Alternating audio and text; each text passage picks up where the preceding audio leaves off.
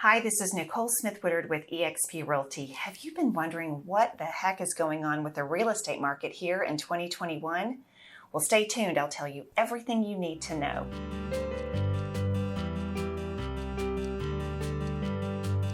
A recent New York Times article entitled "Where Have All the Houses Gone?" really encapsulates a lot of the information I'm going to share with you today, and certainly part of it is pandemic related, but others is the years leading up to the pandemic. So nationally, and certainly here in DFW, we are managing less than half the number of homes available for sale than we would have expected to or in years past. That's really wreaking havoc on our market. Now, our market is driven by supply and demand. Demand is the easy part. We know why people want to buy houses right now. There are historically low interest rates.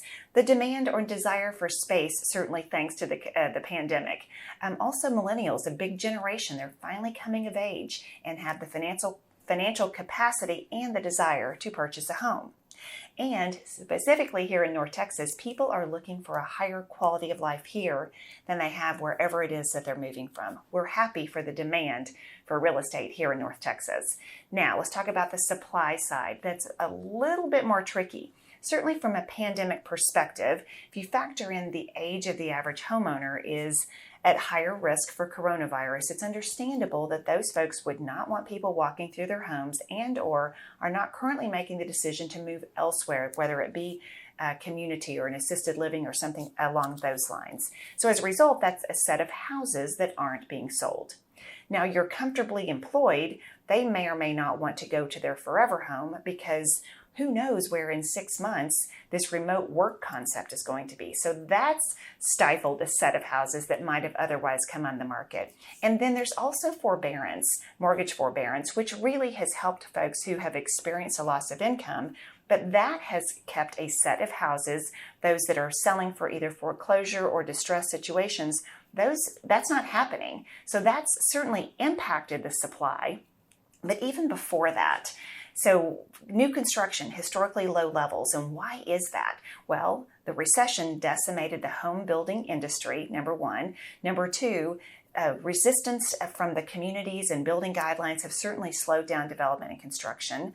Number three, crackdown immigration has changed the labor pool that currently or that has historically had construction-related jobs.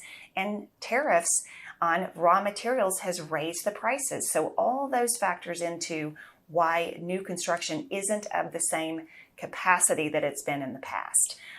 Certainly, the low interest rate has had two effects on why those homes aren't coming for sale and that people are staying put longer. One is they're clinging to that low mortgage rate, so they're staying where they are longer.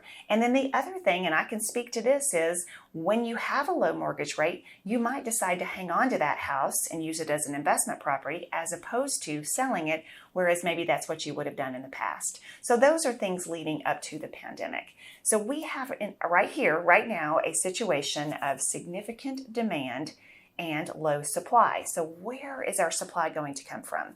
Here's what the experts predict. Number one, there's going to be more homes built, more types of homes. Here in DFW specifically, we're seeing a lot more townhomes being developed. And so those are more affordable, brand new construction homes. And then certainly in the surrounding areas, not necessarily city center, but as you go 30 to 45-minute drive from either downtown Dallas or downtown Fort Worth, certainly more options. You're also going to have baby boomers who will be vaccinated, and then they're going to be ready to sell.